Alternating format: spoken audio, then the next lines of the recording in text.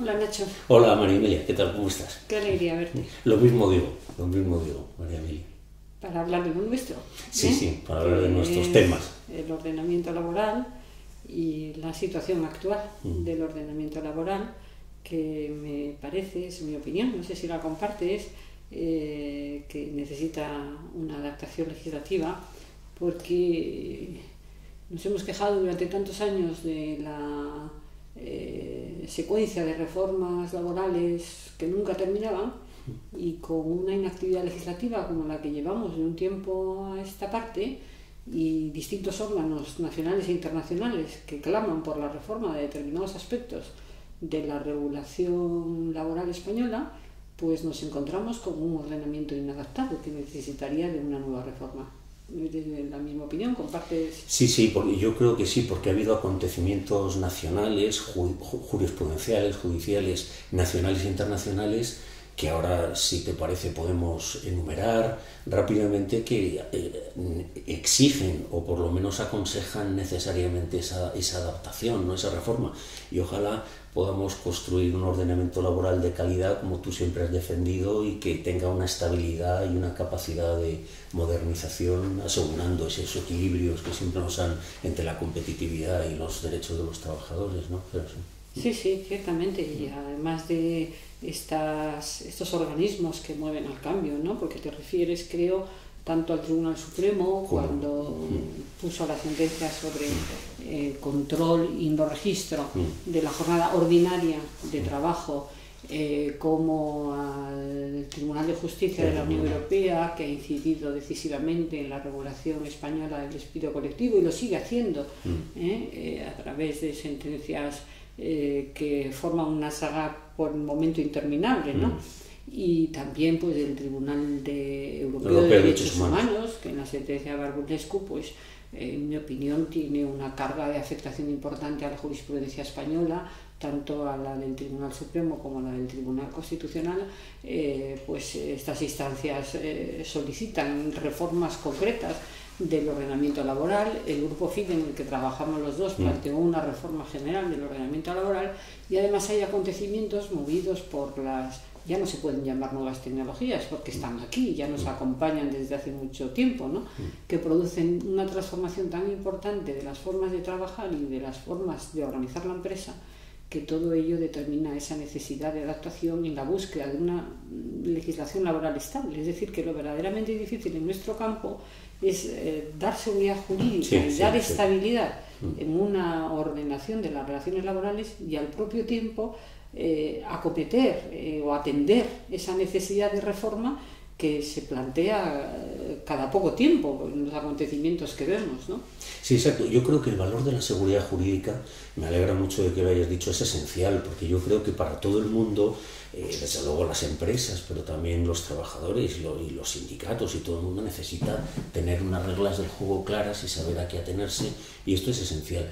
Y es verdad que hay que hacerlo bien, y hay cosas muy concretas de las que has mencionado, porque hay proyectos ahora mismo de ley o proposiciones de ley sobre el control horario, hay sobre el artículo 42 y toda la descentralización productiva, contratas y subcontratas, también hay iniciativas, pero sobre todo son necesarias las de acomodar nuestro ordenamiento a las exigencias del Tribunal de Justicia de la Unión Europea, que está en el despido colectivo, que ha habido una sentencia que ha hecho una interpretación conforme del artículo 51 del despido colectivo, pero tenemos pendiente la gran tarea de la indemnización de la extinción de contratos de duración determinada o temporales, que a ver qué dice el Tribunal de Justicia con la nueva cuestión prejudicial planteada por el Tribunal Supremo al respecto, y también que había algunas muy importantes del Tribunal Superior de Justicia de Galicia, ¿no?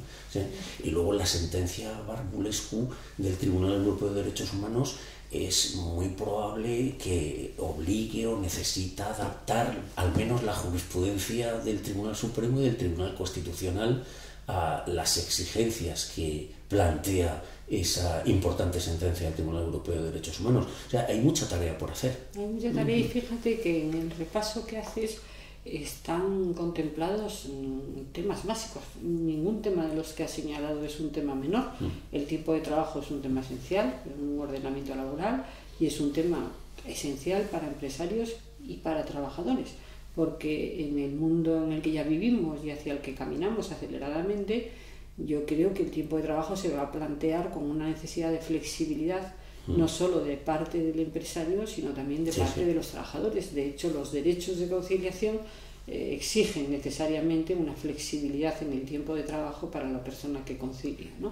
Que, como sabemos, desafortunadamente en nuestro país siguen siendo exclusivamente o casi exclusivamente las mujeres, pero el avance de esos derechos, de la mano del avance de la corresponsabilidad de los hombres en las tareas antes atribuidas a las mujeres, el estereotipo femenino, pues obligará a una disposición de un tiempo de trabajo más flexible, que a muchas empresas, pymes y no pequeñas y medianas empresas, les plantea problema atender esa necesidad de flexibilidad. Y con los nuevos dispositivos tecnológicos, pues el trabajo en red y el trabajo en conexión permanente, pues también va a cambiar el concepto que tenemos del tiempo de trabajo, ¿no? Los franceses, el ordenamiento francés ha regulado el derecho a la desconexión. Esto hace unos años nos podía sonar a ciencia ficción, pero esto es una realidad, ¿no?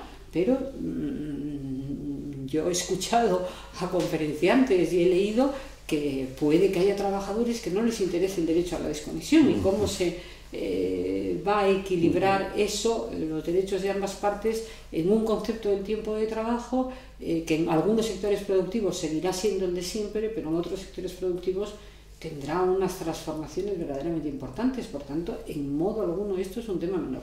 No, el tiempo, perdóname, lo del tiempo de trabajo yo creo que es muy importante, todo lo que estás diciendo, porque expresa el papel de la mujer todavía como con la corresponsabilidad. Se van a celebrar los 10 años de la Ley Orgánica de Igualdad Efectiva entre Mujeres y Hombres, y es un buen momento para repensar esta cuestión. Y en tiempo de trabajo yo creo que es muy importante no introducir demasiadas rigideces. O sea, hace falta que se pueda tener capacidad de probar la realización de horas extraordinarias, desde luego, y el cumplimiento de la jornada, pero quizás sea conveniente dejar un amplio espacio a la negociación colectiva y demás para ser acordes o satisfacer tanto los derechos de flexibilidad que piden trabajadores y trabajadoras, con no introducir tampoco una rigidez excesiva, y ser capaz de entronizar los derechos de desconexión que ya en algún convenio colectivo del sector de seguros se empiezan a introducir. Pero esto yo creo que es una materia, precisamente por lo que acabas de decir, que depende mucho de cada sector, de cada empresa, y debe dejarse un espacio ahí en la negociación colectiva. Completamente de acuerdo, pero incluso poniéndonos más allá de la realidad actual, que ya es una realidad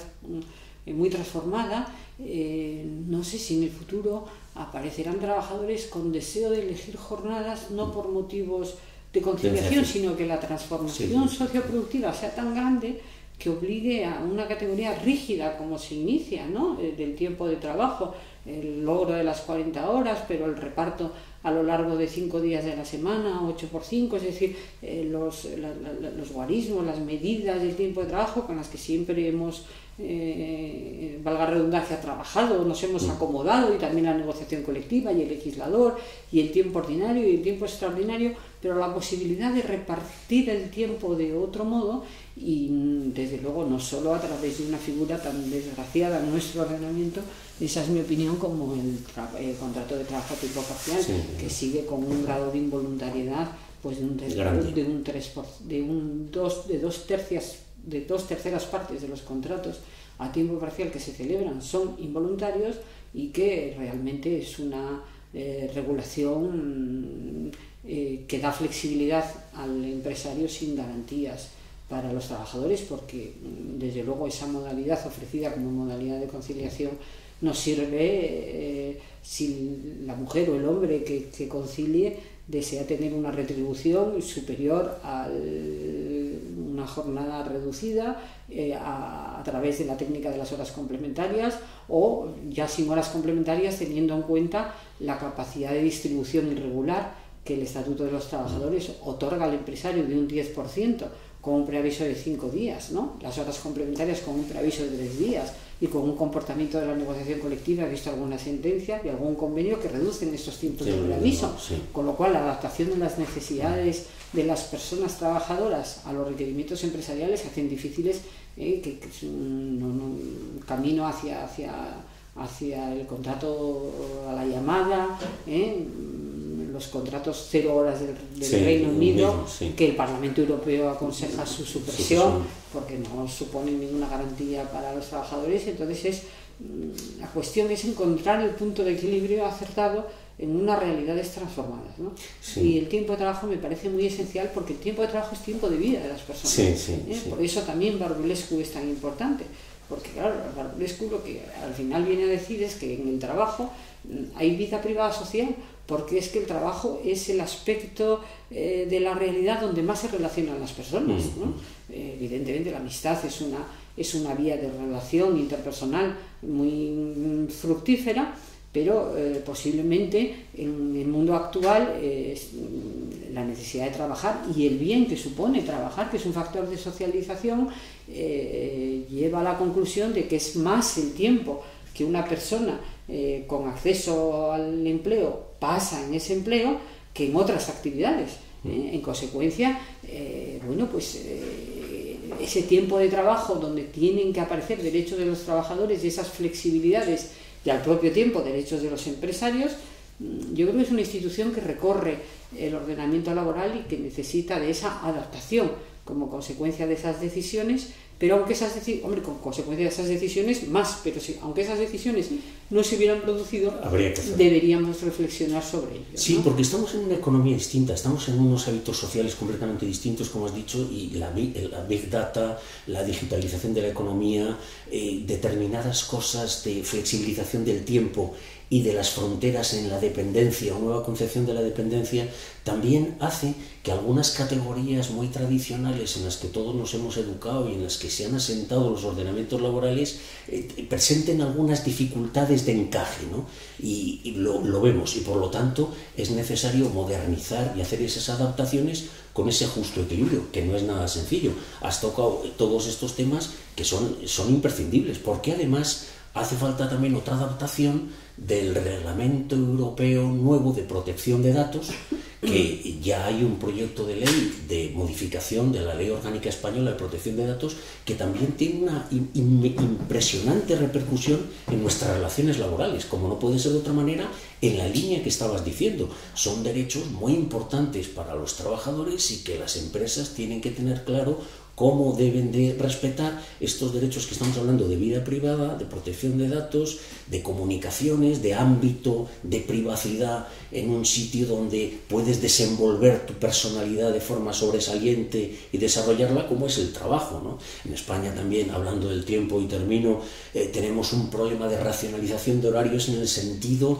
de que quizás estamos, y no es necesariamente productivo ni bueno para las personas ni para las relaciones personales ni familiares, el exceso de tiempo que estamos en los trabajos, ¿no? Yo creo que has tocado un tema, nos quedan otros temas importantes que hemos aparcado, como la necesidad de reformar el despido, que es una institución central en un ordenamiento laboral, el despido colectivo como consecuencia de estas decisiones del Tribunal de Justicia, pero también la contratación temporal, porque el mal español, la patología española, es la altísima tasa de temporalidad, que ha vuelto a crecer en el último trimestre de 2017 y afecta muy negativamente, porque afecta más a los jóvenes y también a las mujeres. Y que llevamos décadas intentando arreglarlo y no somos capaces de arreglarlo, aunque desde el Grupo Fidesz se han hecho propuestas, pero creo que eso hay que repensarlo, y la situación de la indemnización o no indemnización, o la cantidad de indemnización correspondiente a una terminación regular, está pendiente de esa cuestión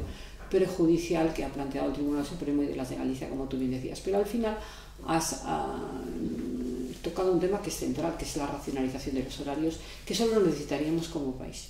Ya no como ordenamiento laboral o no como expertos en relaciones laborales, sino como país. Yo creo que la vida sería mucho más racional, la vida de las personas, con unos horarios más racionales de trabajo, es decir, que esa comida larga que interrumpe la jornada de mañana respecto de la jornada de tarde, y que luego determina el inicio de las jornadas de tarde tan tardíamente y que concluyen tan tardíamente, pues realmente creo que no permite una vida más plena de las personas en el ámbito familiar, en el ámbito doméstico, pero en el ámbito personal. Sí. En el ámbito personal. Y creo que esa racionalización, que sería una racionalización general de la sociedad, de los modos de comportamiento de la sociedad, ayudaría mucho a esa flexibilidad de la que hemos hablado respecto del tiempo de trabajo. Pero ha señalado también la tecnología del Big Data, pues yo creo que es un tema de futuro de tal importancia que los datos, claro, antiguamente, cuando tú y yo estábamos en la facultad o hacíamos las tesis doctorales,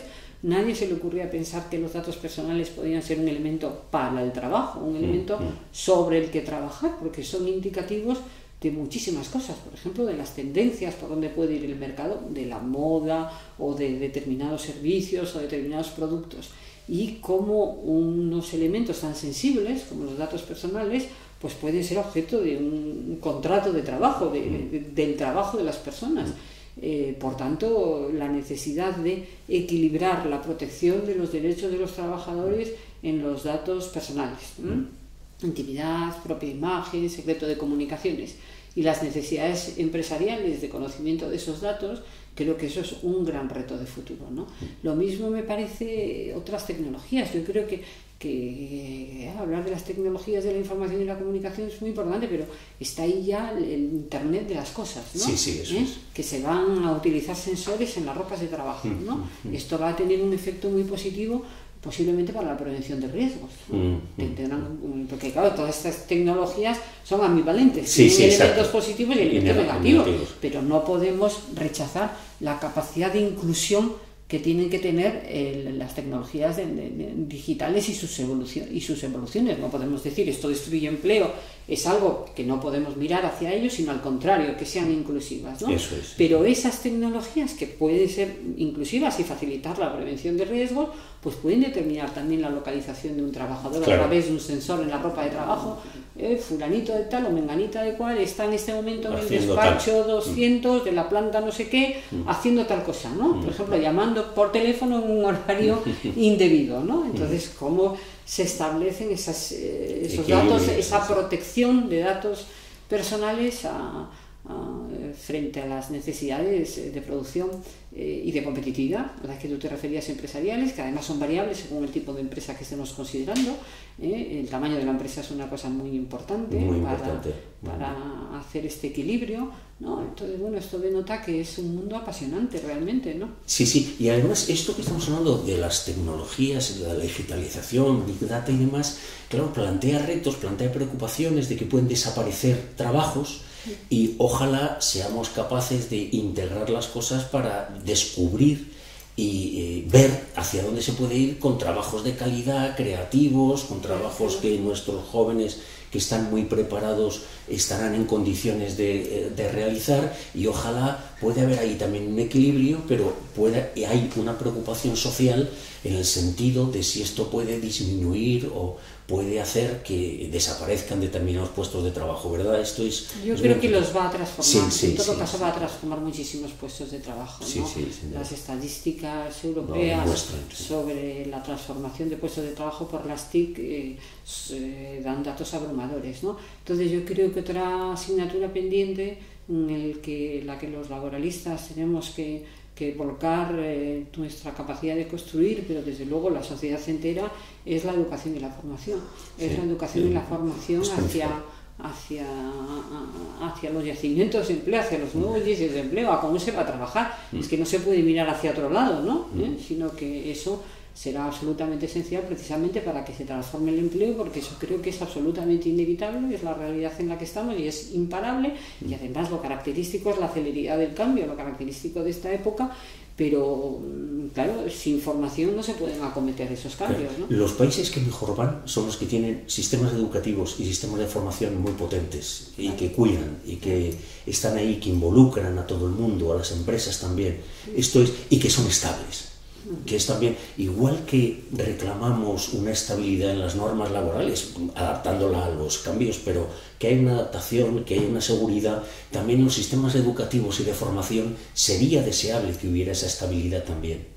Y una inyección de recursos mantenida, ¿no? Mantenida en el tiempo, ¿no? Y quizás el último aspecto, ¿no? Es la diversidad, ¿no? Sí. El crecimiento de la diversidad de empresas, la diversidad de empresarios, la diversidad de necesidades, la aparición de estas plataformas tecnológicas, ¿no? que ponen en contacto al que presta el servicio con quien lo recibe, pero también la diversidad existente por motivos de siempre que afortunadamente se tratan con una consideración distinta en la actualidad. Me refiero, pues, por ejemplo, a las diferencias por razón de sexo, pero también a las referencias por razón de discapacidad.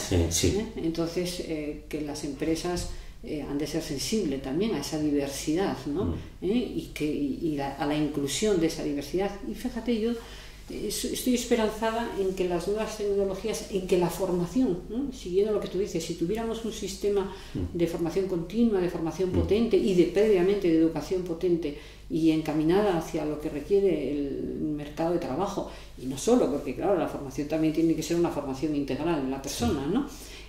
Pues toda esa diversidad sería de más fácil integración. Yo creo que esas tecnologías pueden ser inclusivas de trabajadores diversos, ¿no? Que no están capacitados para trabajar en el trabajo normal, me refiero a los trabajadores con discapacidad, o en los horarios normales, me refiero a los trabajadores que concilian sin un impacto adverso de género, y que esas tecnologías yo creo que podrían ser un instrumento poderoso de inclusión si son bien manejadas. Y claro, todo esto en el fondo que requiere pues un acuerdo, un gran acuerdo de interlocutores sociales y un gran acuerdo entre empresarios y trabajadores. Estamos en un mundo distinto y hay que coordinar las relaciones laborales de una manera distinta. Absolutamente. En esta gratísima conversación que estamos a punto de terminar nos hemos dejado algunos temas como lo del despido colectivo y otras cosas, pero este que acabas de tratar yo creo que es un tema estructural y de futuro y de presente. La diversidad, integrarla, es enriquecer el talento. Estamos todos en entornos multiculturales, de personas de distintas nacionalidades, de distintas razas, de distintos idiomas, de distintas lenguas, de distintas orientaciones de todo tipo, y eso enriquece a una organización, enriquece a una empresa, nos enriquece a todos personalmente, y desde luego tenemos una tarea como de los valores de la Unión Europea, ahora que se ha implantado el pilar social de la Unión Europea, del que también podríamos haber hablado, porque es muy importante, es una noticia muy reciente. Claro, pero tenemos la obligación de integrar a los discapacitados porque es una responsabilidad de una sociedad europea, de los valores, de la manera de convivir y de relacionarlos. Esto es esencial, pero además toda esta integración de la diversidad es que, lejos de ser un problema, es una oportunidad extraordinaria porque nos enriquece a todos muchísimo. Es que hay que vivirlo como oportunidad, como vivir el cambio como oportunidad, ¿no? Y la empresa es así, la empresa moderna de nuestro tiempo, a la que vamos y la que tiene más futuro, la que se internacionaliza más, es una empresa que integra la diversidad, la gente de todas las procedencias. Sin duda, sin duda. Pues estamos muy de acuerdo en lo que hemos señalado. Ojalá tuviéramos más tiempo para seguir hablando, porque la transformación de las relaciones laborales, la transformación de nuestro mundo, ¿no? Lo que va a hacer la OIT en la celebración de su centenario, reflexionar sobre el trabajo que deseamos, el trabajo que hay un elemento de evolución, no es que nos venga dado, es que ojalá sepamos gobernar ese trabajo futuro que está ahí ya llamando a la puerta a través de las técnicas jurídico-laborales y no solo adecuadas, y con una gran capacidad de entendimiento de empresas y trabajadores. Me parece a mí que ese es nuestro futuro, ¿no? Sí, exacto. Ese es el reto que tenemos y todos trataremos de aportar desde nuestros distintos ángulos y perspectivas, participar en ese debate y, como se suele decir, aportar lo mejor de nosotros mismos, y ojalá la sociedad española en su conjunto y europea en la que nos integramos, y siempre con la mirada a América Latina y abierta al mundo, seamos capaces de estar a la altura de los retos de nuestro tiempo, ¿no? Por el momento agradecemos a FIDE, ¿no? Que nos haya permitido hablar, darnos poner en común estas ideas que son tan cercanas de ambos, y que además sea un altavoz de estos problemas para nuestro futuro inmediato. Claro que sí, estupendo. Muchas gracias. Muchas gracias a ti, María Emilia.